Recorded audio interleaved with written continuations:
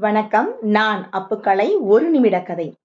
அவளது மல்லிகைப் பூவின் வாசம் அவனுடைய கண்களையும், காதுகளையும், நாசிகளையும் துளைத்தது.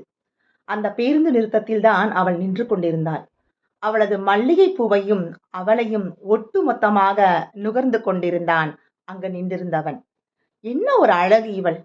இவளை ரசித்தால் மட்டும் போதுமா? இவளை நுகர்ந்தால் எப்படி இருக்கும் என்று அவனுடைய மனம் வக்கிரமாக யோசித்துக் கொண்டே இருந்தது. யோசித்த அந்த வினாடியில் சாலையை கடப்பதற்காக முன்னே சென்றவன் மீது ஓங்கி அடித்து விழுந்தது ஒரு மகிழுந்து. மகிழுந்திலிருந்து விழுந்தவன் சாலையில் தூக்கி எறியப்பட்டான்.